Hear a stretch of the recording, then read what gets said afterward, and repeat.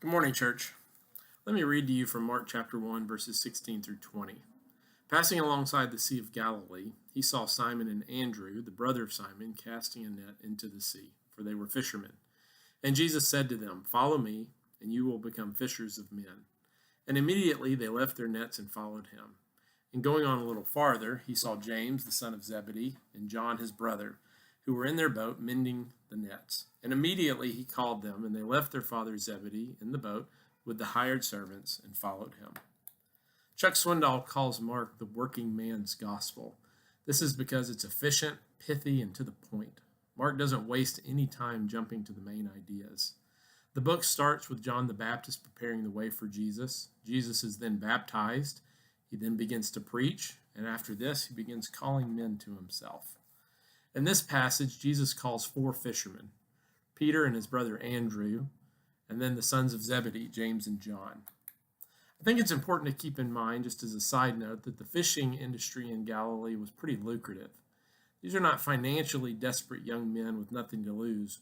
Rather, these are men that risk losing everything if they leave this business and follow this new rabbi. Now, prior to being called, these men may have been familiar with John the Baptist. Maybe they had even heard Jesus preach. But regardless, there was something about Jesus that caused them to abandon ship, pun intended, to follow Jesus and become fishers of men. When we were called by Jesus and became one of his followers, we were also called to become fishers of men. Now, William MacDonald, who has a commentary that I very much enjoy, he draws a parallel between being a skilled fisherman, as these 4 men were, and being a skilled soul winner. The first one he lists is patience. So patience is required when you fish. Sometimes you have to sit and wait for the fish to bite. Same way with the gospel. Sometimes you have to wait for a person to respond to the gospel. Next is skill. To catch a fish, you have to know what to cast, how to cast it, how to set the hook, how to reel it in, and how to land it. Likewise, evangelism takes skill. You need to know the gospel first of all. You need to be able to give some sort of defense of the gospel, and you need to be able to present it. Third is discernment. A fisherman can have all sorts of skills, but if he doesn't know how to apply them in the right circumstance, a catch is going to be far less likely. That kind of discernment is needed when we share the good news of Jesus with others. A personal testimony, which is a wonderful thing, and it's something that each of you should work on. It may be very effective with someone who trusts you. It may be effective with someone who doesn't trust you. But there might be a case where you need a rational argument if you want to share the gospel with somebody. For example, if you met a university physics professor and they're very much opposed to Christianity, you might want to be armed with some sort of arguments to show that Christianity is reasonable. Next is persistence.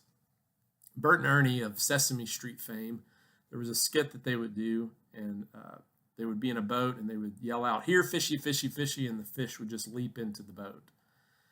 But for the rest of us, when we go fishing, we have to try again and again. We have to continually cast out, the lure in order to catch the fish.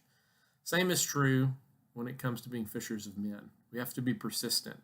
We have to do it over and over and over again, and then God will honor that.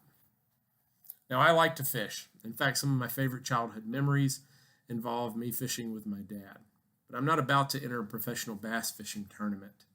That being said, if I want to be a better fisherman, then I still need to draw on the wisdom and experience of more skilled fishermen. In a similar way, when it comes to evangelism, we should look around and see those around us that have wisdom and experience with soul winning and learn from them. I want to encourage you to think about how to better hone yourself to share the gospel. Think about being patient. Think about being skillful. Think about discernment.